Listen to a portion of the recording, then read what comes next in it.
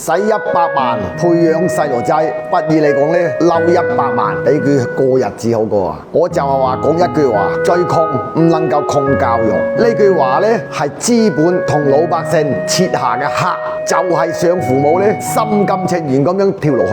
但係呢要認清一個事實，如果小朋友真係唔係學習嘅料呢，咁你最後培養嘅結果呢都係一個優秀嘅普通人嚟啫。嗱，你話為咗呢個結果真係100萬咁樣投咗落去，你認為值得嗎？如果係換條思路，呢100萬讓佢日日去受罪，不如將錢啊留俾佢，將來就算佢撈得最差都好啊，都有翻條退路啦。呢個唔俾你行去嗰啲補習班強好多咩？我嘅意思就係話唔好做冤大頭啦。而家呢個教育係同醫療、房產係冇乜區別㗎，都係一門生意。記住啊，如果小朋友唔係學習嘅料呢，咁你就要守住嗰啲錢，等佢健健康康咁樣做一個普普通通嘅健康人啊！手裏邊有錢啊，比其他乜嘢都強太多啊！嗱，你哋話老潘我講嘢啱定唔啱啊？